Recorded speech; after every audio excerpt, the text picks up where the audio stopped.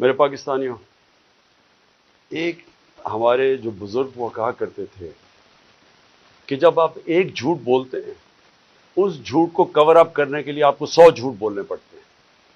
یعنی آپ جب ایک غلط کام کر لیتے ہیں تو اس غلط کام کو کور کرنے کے لیے آپ کو مسلسل غلط کام کرنے پڑتے ہیں. رجیم چینج ہوا، ایک آرمی چیف جنرل باجوہ نے فیصلہ کیا کہ جناب عمران خان مجھے پسند نہیں ہے، اور اس نے فیصلہ کیا اس کو ہٹانے کا. شہباز شریف اس کو بہت پسند تھا، وہ سمجھتا تھا شہباز شریف بہت بڑا جینیس ہے اور اسحاق ڈار سے بڑا کوئی اکانومی کا وزٹ کوئی نہیں ہے.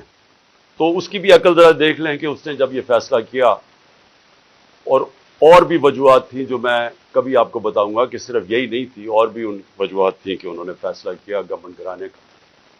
لیکن جب گورنمنٹ گرا دی اور جب پتہ چل گیا کہ پبلک نے ریجیکٹ کر دیا امپورٹڈ حکومت کو، جب واضح ہو گیا کہ پبلک اس امپورٹڈ حکومت کو منظور نہیں کر رہی، ٹویٹر کے اندر سارے ریکارڈز ٹوٹ گئے، امپورٹڈ حکومت نامنظور. ایک پاکستانیوں کی آواز ساری جگہ سے آگے، کبھی پبلک نکلی نہیں ایسے جس طرح 10 تاریخ کو 10 اپریل کو پبلک سڑکوں پہ نکلی بتانے کے لیے کہ ہم ایکسیپٹ نہیں کرتے اس چینج کو. اس کے بعد بائی الیکشنز ہوئے، ان کے اندر واضح ہو گیا جب 37 بائی الیکشنز میں سے 30 تحریک انصاف جیت گئی تو یہ سارے جن لوگوں نے کانسپریسی کی تھی، اور یہ جو سارے 12 پارٹیز کی امپورٹڈ یہ جو بیٹھ گئے یہاں کے گھسپیٹیا ہم ان کو کہیں گے، یعنی یوزرپرز کہیں گے انگریزی میں، وہ لوگ جن کی کوئی لیجیٹمیسی نہیں ہے، جو آکشن بجائے الیکشن سے پیسے خرچ کر کے ایک آرمی چیف کے ساتھ مل کے، جس نے خفیہ ایجنسی ساتھ ملا کے گورنمنٹ گرائی ہوئی تھی. اور یہ جب ان کو جب پتہ چلتا گیا کہ پبلک ان کے ساتھ نہیں ہے تو ان کو ایک خوف آنا شروع ہو گیا کہ کسی طرح الیکشن نہ ہو پاکستان میں. اور انہوں نے الیکشن سے بھاگنے کی پوری کوشش کی اور کرتے گئے، ہر چیز کریں بل الیکشن نہ ہو. تو اس کے لیے جو انہوں نے قدم اٹھائے، میں ابھی پہلے لیٹسٹ سے شروع کرتا ہوں، لیکن میں بتاؤں گا کہ انہوں نے ظلم کتنے کیے، کیا کیا کیا. وہ میں اس کے اوپر جو آج ہماری ہیومن رائٹس کی رپورٹ آئی ہے، جو انہوں نے ہماری وائلیشنز کی، اس کے اوپر وائٹ پیپر جو ہم نے دیا ہے، اس کے اوپر میں بعد میں آتا ہوں. میں صرف آج آپ کو بتاؤں کہ اس جھوٹ کو، اس غلط کام کو کور کرنے کے لیے یہ ملک کتنی بڑی قیمت ادا کر رہا ہے. آج ہنگامی شہباز شریف ایک میٹنگ کرتا ہے کیبنٹ کی، اور اس کے بعد جب لوگ تراویحاں میں مصروف ہوتے ہیں تو ایک فیصلہ آتا ہے جلدی جلدی سے پارلیمنٹ سے. اور پارلیمنٹ کیا ہے؟ جس کے اندر اپوزیشن لیڈر نون لیگ کا ٹکٹ لینا چاہتا ہے، اس کو اپوزیشن لیڈر بنایا ہوا ایک لوٹے کو، وہ بیٹھ کے جلدی سے فیصلہ کر لیتے ہیں کہ جی چیف جسٹس کے اوپر سو موٹو ایکشن کے اوپر جو بھی انہوں نے فیصلہ کیا. دیکھیں، میں تو سب سے پہلے کہتا ہوں کہ پاکستان میں جوڈیشل ریفارمز کی ضرورت ہے، اور جو ہم اب پاکستان دیکھنا چاہتے ہیں، جو انشاءاللہ جو اس دلدل میں سے ہم نکلیں گے تو اس میں گورننس ریفارمز بھی ہوں گے اور جوڈیشل ریفارمز بھی ہوں گے. کیونکہ ہمیں جب تک کانٹریکٹ انفورسمنٹ اور جب تک ہم اس ملک کے اندر جلدی سے اپنے جسٹس ڈیلیڈ نہ ہو، انصاف کے جتنی جلدی ہم اس ملک میں انصاف دے سکیں لوگوں کو، ہمارا ملک اتنی تیزی سے خوشحالی کی طرف جائے گا. وہ تو ہم سب متفق ہیں. لیکن میں ان کی نیت کے اوپر شک کر رہا ہوں، اور مجھے ہمیشہ شک رہا ہے، کیونکہ یہ لوگ کبھی بھی عدلیہ کو آزاد اور مضبوط نہیں دیکھنا چاہتے تھے. جس شہباز شریف نے آج یہ جلدی جلدی میں فیصلہ کیا، اور یہ صرف اور صرف عدلیہ کے اوپر، سپریم کورٹ کے اوپر پریشر ڈالنے کے لیے کیا ہے. اور وہ کیوں کیا ہے؟ کہ الیکشن نہیں چاہتے. تو ساری چیزیں وہیں سے شروع ہو رہی ہیں کہ یہ سارے ڈرے ہوئے الیکشن سے، اس سے بھاگنے کے لیے پریشر پڑ رہا ہے سپریم کورٹ کے اوپر کہ الیکشن کسی طرح نہ کروائیں. تو میں کیوں ان کی نیت کے اوپر شک کرتا ہوں؟ یہ وہ لوگ تھے، یہ شریف خاندان، انہوں نے سب سے پہلے 1990 کے اندر جب پلاٹس کے اوپر ان کو بلایا گیا، نواز شریف نے بڑے زیادہ پلاٹس دے دیے تھے، رشوت دی تھی لوگوں کو، پتہ نہیں پیسے اربوں روپے کے بنائے تھے. میں 1990 کی بات کر رہا ہوں. تو ایک جج نے لاہور ہائی کورٹ نے ان کے اوپر نوٹس لے لیا. تو تب بھی دوسرے ججز کو ساتھ ملا کے رشوت دے کے اس جج کو انہوں نے زیرو کر دیا تھا. اور ان کو جج وہ پسند تھے، اور ان کے ٹیلی فون کانورسیشن ہے کہ جج صاحب جناب بے نظیر کو 3 سال نہ سزا ہو بلکہ 5 سال ہو. یہ وہ ہیں جو کہ ان کی ٹیلی فون کے اوپر ججز ان کے اوپر لائن پہ ہوتے تھے. یہ وہ لوگ ہیں جنہوں نے سپریم کورٹ کے چیف جسٹس کے اوپر حملہ کیا. ایک سجاد علی شاہ جیسا ایک ایماندار دیانتدار جج چیف جسٹس کے اس کے سپریم کورٹ پہ حملہ کر کے ان کو وہاں سے وہ جان بچا کے بھاگے. اور اس کے بعد رفیق تارڑ جو ان کا جس کو انہوں نے صدر بنایا تھا, اس نے وہ بریف کیسز لے کے گئے اور انہوں نے کوئٹہ بینچ کو خریدا. یہ سجاد علی شاہ نے اپنی کتاب میں لکھا اور انہوں نے ریوولٹ کروائی, تقسیم کیا اور اس طرح ایک سٹنگ چیف جسٹس کو ہٹایا. اب ان کی یہ تاریخ ہے اور یہ جج وہ چاہتے ہیں جو کہ ایسے امپائر جو ان کے ساتھ ہوتے ہیں. ان کو کبھی نیوٹرل امپائر کا کانسیپٹ نہیں آیا کیونکہ یہ انہوں نے غلط کام کرنے ہوتے ہیں. جو بھی غلط کام کرتا ہے وہ ایک آزاد اور مضبوط اور کریڈیبل عدالت کو کبھی نہیں آنے دے گا. اور انہوں نے اسی طرح ہمیشہ سارے اداروں کے اوپر اپنے لوگ بٹھائے, ان سے غلط کام کروائے. آتے ساتھ ہی شہباز شریف نے کیا کیا, اس نے اپنا ایف آئی اے کا ہیڈ اپنا بنایا. اس نے اس کی 16 ارب روپے کے کیسز تھے, 4 اس کے اندر گواہ تھے جو کہ 2 مہینے کے اندر سارے ہارٹ اٹیک سے مر گئے. جو ڈاکٹر رضوان ایف آئی اے کا تھا جس نے انویسٹیگیشن کی, اس کو ہارٹ اٹیک ہوا, وہ بھی مر گیا. تو وہ سارا ختم کروایا. 8 ارب روپے کے ان کے منی لانڈرنگ کے کیسز تھے نیب کے اندر, اس کے اندر بھی آتے ساتھ ہی پہلے اپنا آدمی رکھوایا اور اپنا جو انہوں نے آدمی نیب کا ہیڈ لگوایا اس نے بھی آخر میں استعفیٰ دے دیا کہ میں نہیں ان کے لیے کام کرتا, یہ غلط کام کرواتے. دونوں اداروں کی کریڈیبلٹی ختم کی. نہ ایف آئی اے کی کوئی کریڈیبلٹی رہ گئی نہ نیب کی. وہ اب وہ 2 ادارے رہ گئے جن کا صرف اور صرف کام پولیٹیکل وکٹمائزیشن, مخالفین کے خلاف کیسے کیسز ہے. اور ان کے ساروں کے کیسز جو 30 سال سے اس ملک کو لوٹ رہے تھے, ان کے کیسز ختم ہو گئے. تو انہوں نے جو آج یہ جو ایک عدالت کو پریشرائز, سپریم کورٹ کو پریشرائز کرنے کے لیے چیف جسٹس کو کیا, ساری قوم آج, جبکہ وہ ہم سب چاہتے ہیں کہ عدالتوں کے اندر ریفارمز ہوں, لیکن ان کی نیت کے اوپر آج ساری قوم سمجھ گئی ہے کہ ان کا صرف مقصد ہے الیکشن سے بھاگنا. اور ان کی ساری جو چالیں ہیں اب چل رہی ہیں اور ان کے ساتھ ہینڈلرز ملے ہوئے ہیں. مجھے افسوس سے کہنا پڑتا ہے کہ جو اپنے آپ کو نیوٹرل کہتے ہیں وہ ان کے ساتھ جا کے کھڑے ہو گئے. اور میں اس کے اوپر بھی بات میں آؤں گا کہ پھر کیسے توقع کرتے ہیں کہ جب لوگ تنقید کرتے ہیں تو وہ کہتے ہیں کہ جی دیکھیں کسی ادارے کی توہین ہوگی. تو جب آپ ان لوگوں کے ساتھ کھڑے ہو جائیں گے جن کو 30 سال سے پاکستانی قوم جانتی ہے, جن کی کرپشن کے اوپر کتابیں لکھی گئی ہیں, تو پھر کیسے سمجھتے ہیں کہ لوگ بھی چپ کر کے نیوٹرل ہو جائیں گے اس کے اوپر. اب میں دوسری چیز پہ آتا ہوں کہ جب انہوں نے فیصلہ کیا کہ ہم نے الیکشن نہیں کروانے, تو پھر انہوں نے رہنا کیسے تھا اقتدار میں. اس وقت جنرل باجوہ نے ان کے ساتھ مل کے جو پاکستان میں ہیومن رائٹس وائلیشن کی, میں آپ کو چیلنج کرتا ہوں کہ پاکستان کی جمہوریت کی تاریخ میں اس کی کوئی مثال نہیں.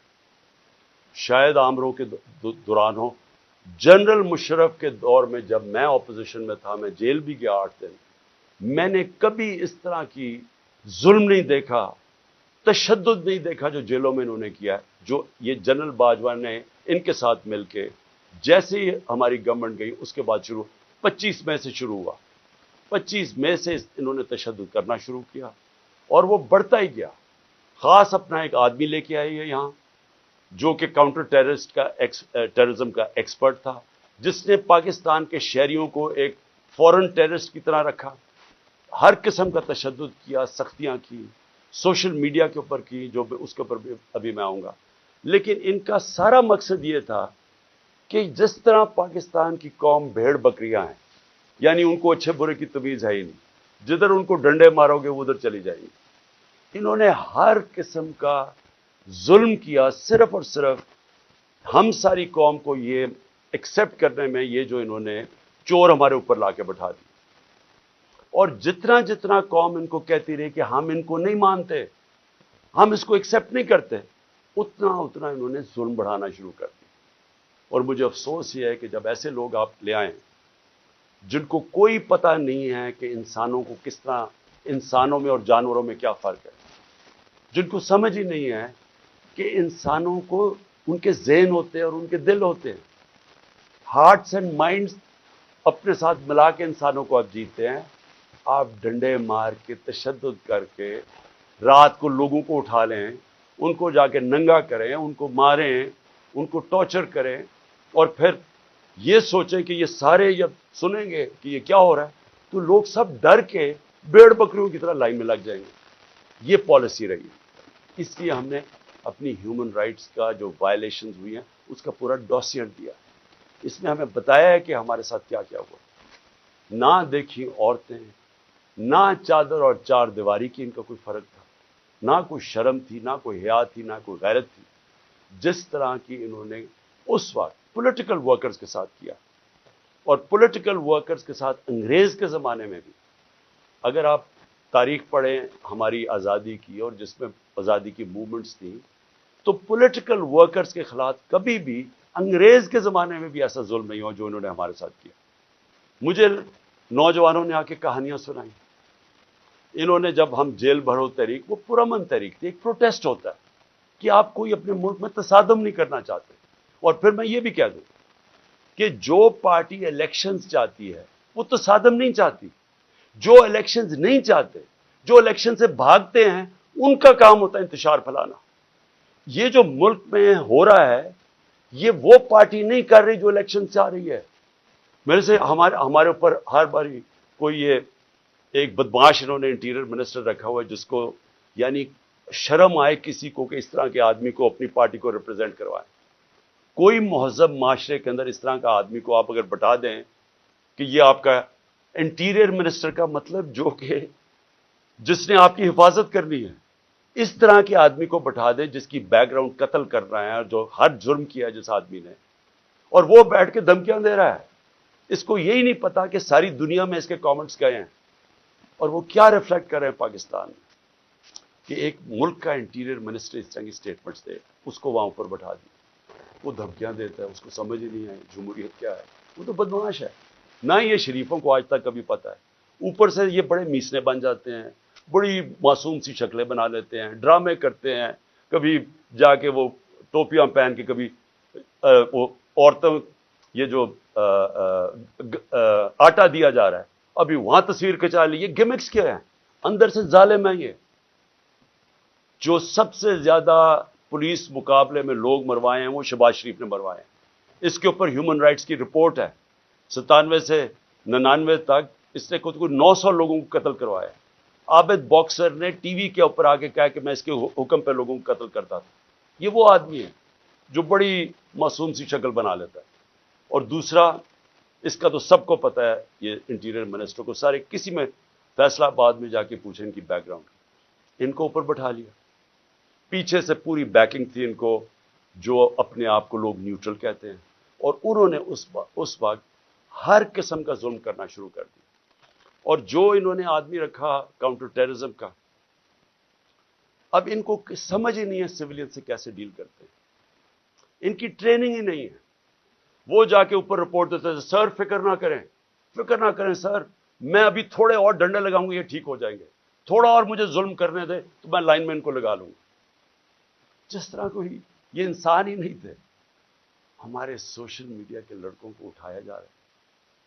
ہر روز کچھ سوشل میڈیا جو دیکھتا ہے تحریک انصاف کا سوشل میڈیا اس کو اٹھا لیتے ہیں، گھروں میں جاتے ہیں، اغوا کرتے ہیں، کوئی وارنٹ نہیں ہوتا، پکڑتے ہیں ان کو، نامعلوم افراد آتے ہیں پلین کپڑوں میں اٹھا کے لے جاتے ہیں.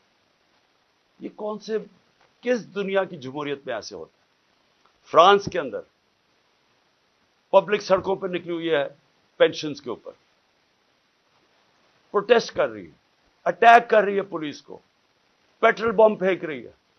مجھے فرانس میں بتائیں کہ ایک آدمی کو پولیس نے رات کو جا کے گھروں سے اٹھایا. اگر وہ نہیں ملتے ان کے باپ کو اٹھا لیتے، ان کے بھائیوں کو اٹھا لیتے. کبھی سنا ہے کہیں یہ ہوا ہے؟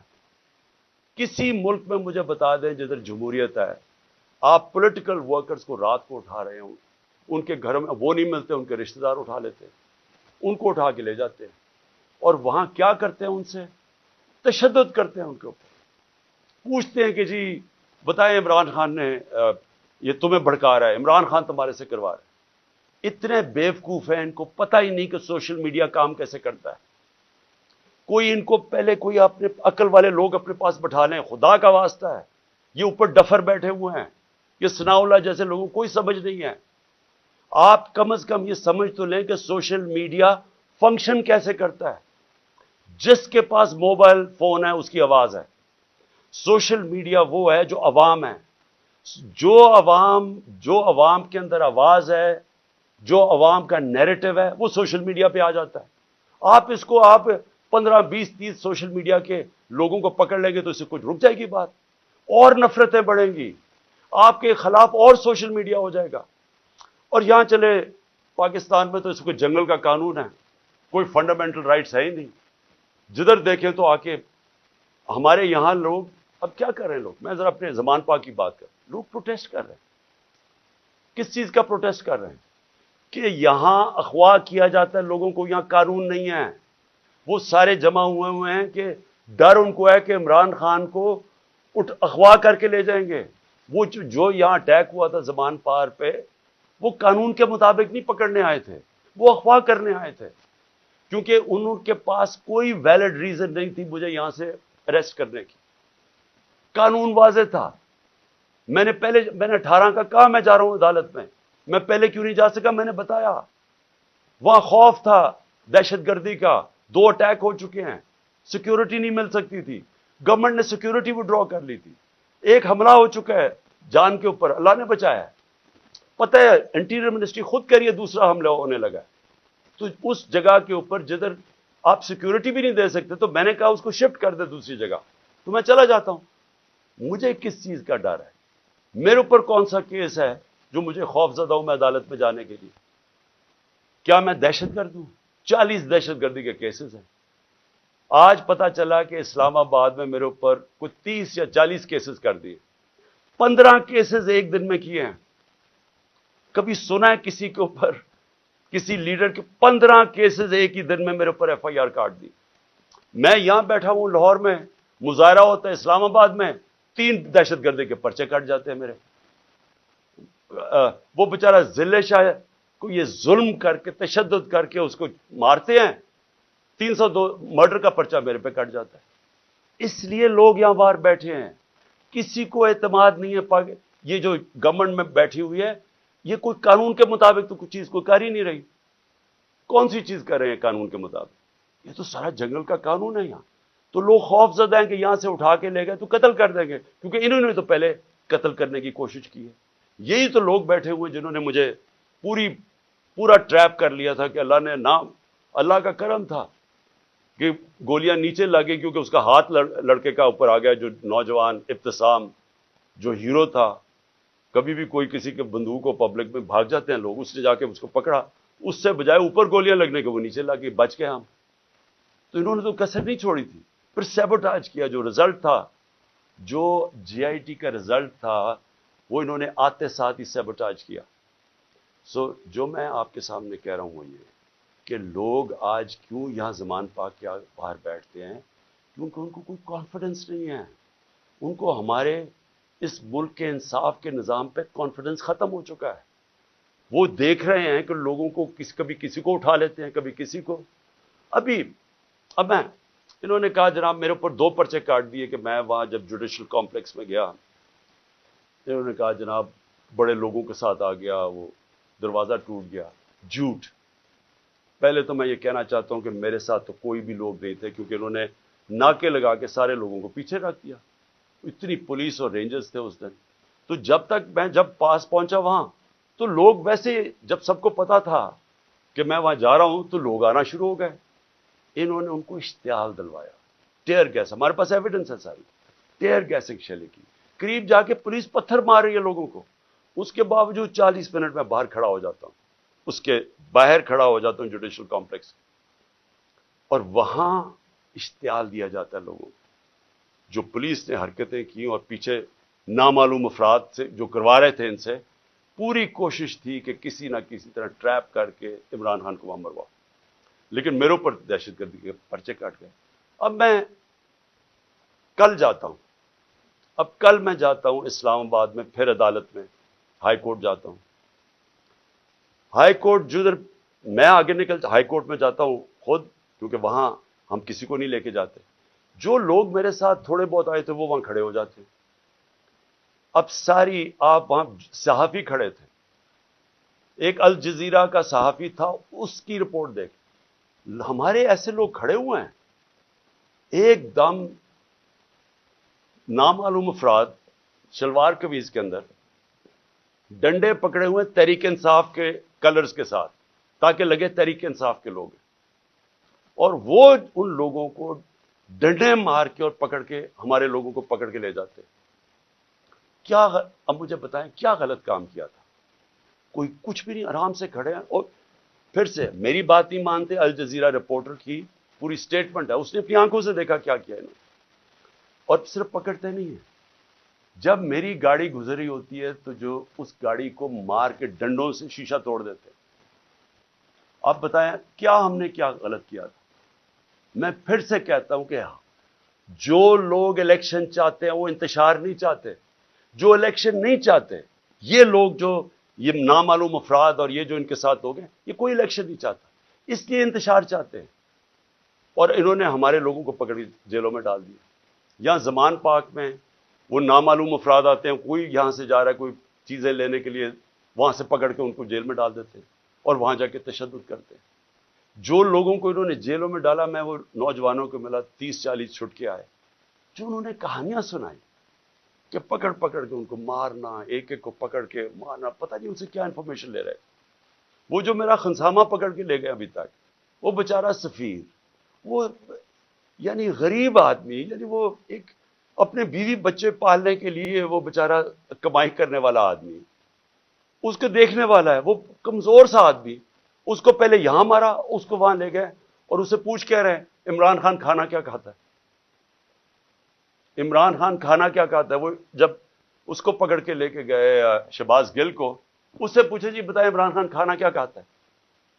میرے 2 نوکروں کو انہوں نے پے رول پہ رکھ لیا تھا، جب میں پرائم منسٹر تھا ایجنسیز نے ان کو پے رول پہ رکھ لیا تھا. تو یہ جو کھانا کیا کھاتا ہے، کیا کسی کو شک نہیں پڑے گا کہ آپ کو کیا انٹرسٹ ہے اسے کھانے سے؟ زہر دینے کا پروگرام ہے، کیونکہ یہ جو شہباز شریف کے 4 لوگوں کو ہارٹ اٹیک ہوا، اور جو گواہ تھے، اور ڈاکٹر رضوان کو، تو ساروں کو ہارٹ اٹیک ہوا. یہ کیسے ہوا ہے؟ تو یہ کھانا کیا کھاتے ہیں؟ وہ سفیر کو رکھا ہوا ہے، جی کھانا کیا کھاتا ہے عمران خان؟ میں جو اس پہ جو آخر میں بات کرنا چاہتا ہوں وہ یہ ہے کہ دیکھیں یہ جو حرکتیں آپ کر رہے ہیں، اس سے معاشرے میں نفرتیں بڑھ رہی ہیں. اس سے بالکل یہ نہ سمجھیں کہ لوگ ڈر جائیں گے. سوشل میڈیا کی آپ کو سمجھ نہیں ہے. یہ جو بچوں کو پکڑ کے لے گئے اور اغوا کر گئے اظہر مشوانی کو، اس کا پتہ نہیں ہے. پھر حسان نیازی سے جو کیا ہے، اس کو کبھی یہاں پکڑ، ادھر سے بیل لیتا ہے، اس اٹھا کے پھر ایک اور کیس کر دیتے.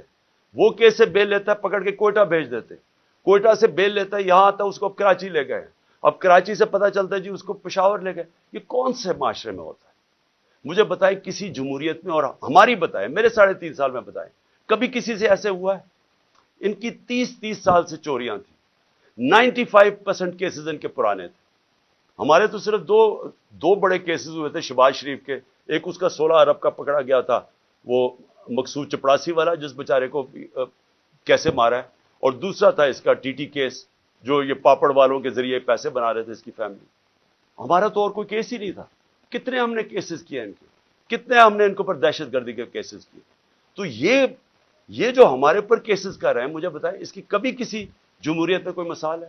اور مجھے سب سے افسوس کیا ہے کہ ان کے پیچھے پاکستان کے وہ لوگ ہیں جو اپنے آپ کو نیوٹرل کہتے ہیں. اور میں ان کو یہ کہنا چاہتا ہوں کہ کیا آپ کو نظر نہیں آ رہا کہ قوم ان کی وجہ سے آپ کے خلاف ہوتی جا رہی ہے؟ کیا نظر نہیں آ رہا؟ اور کیا یہ کوئی کنٹرول کر سکتا ہے؟ میرے ٹویٹر کے اوپر تقریباً 1 کروڑ کوئی 70 یا 80 لاکھ فالوور ہے. کیا میں ان کو کنٹرول کرتا ہوں؟ مجھے پتہ ہے وہ کون ہے. کیا کسی کو سوشل میڈیا کا پتہ ہے کہ کون کیا کرتا ہے؟ اگر پرو پی ٹی آئی بھی ہے، اس کو، وہ آزاد لوگ ہیں، ان کو کنٹرول نہیں کر سکتا. اور باہر پاکستانی بیٹھا ہے، 1 کروڑ پاکستانی باہر ہے، کیا وہ کنٹرول میں ہے کسی کے؟ تو بجائے یہ کریں کہ ہمیں ڈنڈے مار کے لوگوں کو بھیڑ بکریوں کی طرح لائن پہ لگانے کے لیے آپ کو چاہیے پوچھیں کہ کیوں تنقید کر رہے ہیں. تنقید ایک معاشرے میں جب آپ ختم کرتے ہیں معاشرہ مر جاتا ہے.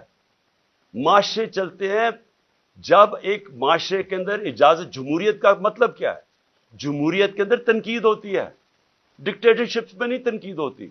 ڈکٹیٹرشپ کا حال دیکھ لیں. جو ڈکٹیٹرشپ فرینکو نے لے کے آیا اسپین میں، تو سارا اسپین پیچھے رہ گیا، سارا ویسٹرن یورپ آگے نکل گیا. ڈکٹیٹرشپس اگر اتنی اچھی ہوتی ہیں تو آج یہ ساری دنیا کی جمہوریت خوشحال نہ ہوتی، کیونکہ وہاں تنقید ہوتی ہے.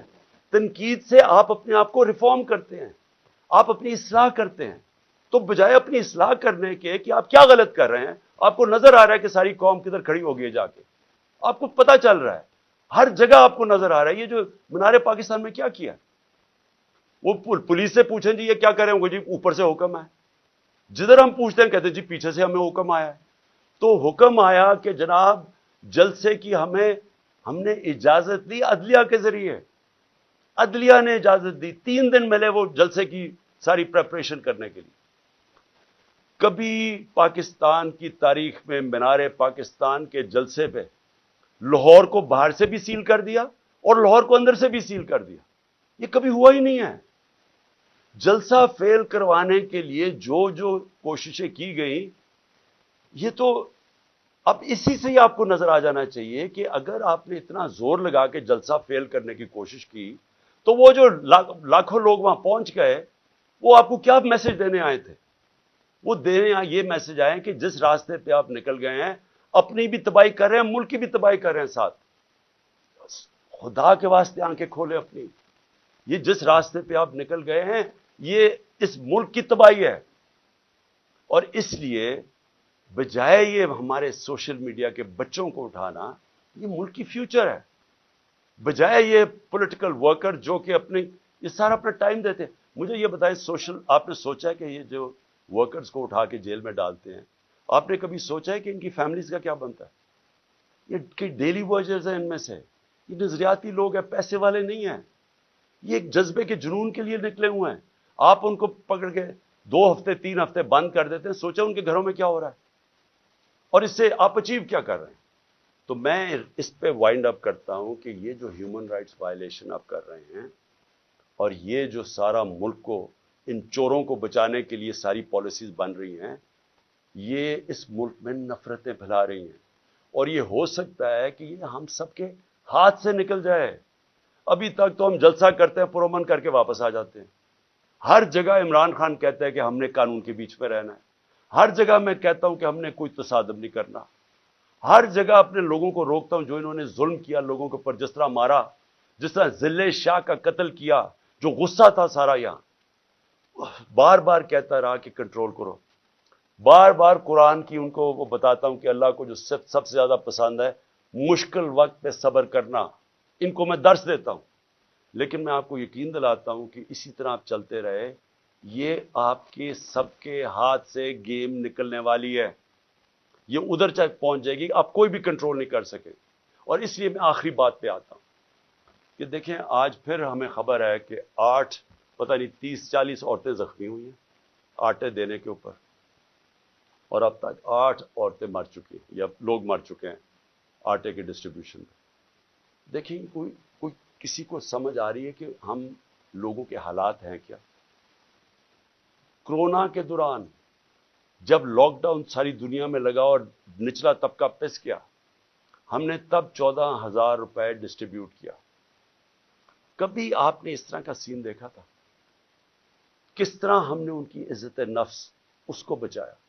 ہم نے خواتین کو بلایا سکولز کے اندر، پرامن طریقے سے وہ بیٹھی، وہاں بیٹھ کے ان کو باقاعدہ ان کے بینک اکاؤنٹس کھول کے ان کو چیکس دیے تاکہ ان ذلیل نہ ہوں. سڑکوں کے اوپر لائنیں میل میل کی لائنیں نہ لگیں. یہ اس طرح آٹے کی بوری اٹھاتے نقصان نہ ہو، انجریز نہ ہو، زخمی نہ ہو. ہم نے اس لیے کوشش کی کہ ان کی عزت بھی محفوظ رہے اور ان کو جو ضرورت ہے پیسے کی وہ بھی مل جائے. پہلے تو اس سے نظر آتا ہے کہ ان کو سوائے پبلسٹی کے، یہ صرف اور صرف چیپ پبلسٹی کے لیے، اس سے زیادہ ان کو کوئی فکر نہیں ہے معاشرے کی. دوسری بات یہ کہ کیا ہم اندازہ لگا رہے ہیں کہ جس طرح کی 11 مہینے میں تباہی مچی ہے اس ملک کے اندر، یعنی جس طرح کی مہنگائی آئی ہے اس ملک میں، پاکستان کی تاریخ میں کبھی ایسی مہنگائی نہیں آئی، اور پھر ساتھ ساتھ بے روزگاری بڑھتی جا رہی ہے، انڈسٹری بند ہوتی جا رہی ہے، جو آگے حالات ہیں وہ مزید اور بگڑتے جا رہے ہیں۔ آگے آئی ایم ایف کا سمجھوتا ہونے نہیں لگا، وہ ہونے اس لیے لگا کہ اگر ان کی کنڈیشنز مانتے ہیں تو ان کو پتا ہے کہ آگے مہنگائی اتنی زیادہ ہے، یہ عوام برداشت نہیں کرے گی۔ کنڈیشنز نہیں مانتے، ملک ڈیفالٹ کی طرف جا رہا ہے، دونوں طرف پھنس گئے ہیں جا کے۔ اور کیا سب کو یہ سمجھ آ رہی ہے کہ ان کے پاس کوئی جواب نہیں ہے اس کا، ان کے پاس کوئی حل ہی نہیں ہے، کوئی روڈ میپ ہی نہیں ہے؟ اور یہ مزید جو معاملہ بگڑے گا، اور یہ جو لوگوں کے جو ہمارا عام کم از کم 10 کروڑ پاکستانی ہیں جن کی اس وقت زندگیاں مشکل میں پڑتی جا رہی ہیں، جو سب سے نچلا طبقہ ہے، تو کیا اندازہ ہے کہ یہ کیسے گزارا ہوگا؟ آگے کیا ہمارے پاس راستہ کیا ہے اس سے نکلنے کا؟ تو میں اس لیے آخر میں اپنی ساری قوم کو کہتا ہوں کہ دیکھیں، ایسا وقت ہے کہ ہم سب کو اپنی آواز بلند کرنی ہے۔ میں کبھی اپنی قوم کو نہیں کہوں گا کہ آپ نے کسی قسم کا تصادم کرنا، لیکن اس وقت آپ نے اپنی آواز بلند کرنی ہے۔ جو ظلم ہو رہا ہے، یہ جو لوگوں کو اٹھا رہے ہیں، اس کے لیے میں اپنے وکلا کو کہتا ہوں کہ اگر وکیلوں کو اٹھا رہے ہیں، ان کو کام نہیں کرنے دے رہے، میرے جو وکیل ہیں ان کے اوپر پریشر ڈالا ہوا ہے، اگر وکیل کام نہیں کر سکتے، اور پھر میڈیا کو میں کہہ رہا ہوں کہ سوشل میڈیا یا میڈیا سے جو کیا ہے، جو انہوں نے ارشد شریف اور ان سب لوگوں سے کیا ہے، اگر میڈیا والے لوگ اپنا کام نہیں کر سکتے، اگر میڈیا ہاؤسز جس طرح بول کو بند کر دیتے جب ہماری عمران خان کی کوریج نہیں آئی، تو کیا فرق پڑتا؟ سوشل میڈیا پہ آ جاتی ہے۔ لیکن آپ میڈیا ہاؤسز کے اوپر یہ جو فریڈم آف ایکسپریشن کے اوپر کر رہے ہیں، کیوں نہیں ہے؟ کیوں نہیں ہے کہ میڈیا اور جرنلسٹ اس کے اوپر اپنی آواز کیوں نہیں بلند کر رہے؟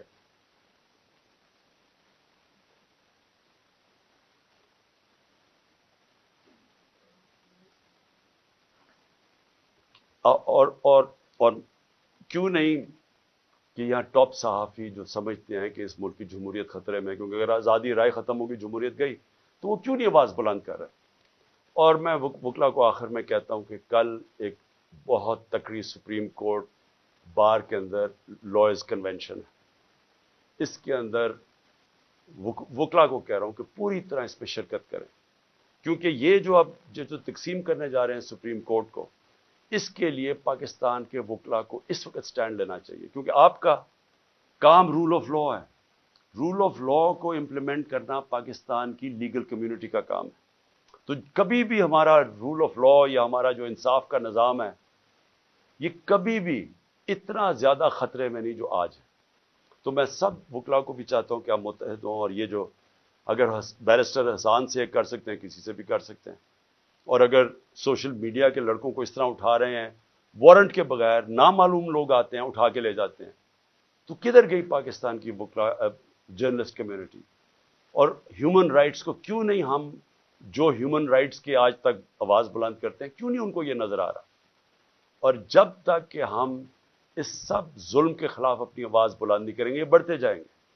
اور میں آخر میں پھر اپنے نیوٹرلز کو کہنا چاہتا ہوں کہ ابھی بھی کورس کریکشن کرنے کا ضرورت ہے، ابھی بھی راستہ درست کر لیں، کیونکہ یہ جو راستہ آپ نے پکڑا ہوا نا کہ خوف پھیلانے کا اور ڈرانے کا، دھمکانے کا، یہ بیک فائر کر رہا ہے۔ اس سے کوئی نہیں ڈر رہا، بلکہ لوگوں کے اندر نفرتیں بڑھ رہی ہیں، اور یہ حل نہیں ہے۔ حل صرف ایک ہی ہے، صاف اور شفاف الیکشن۔ شکریہ۔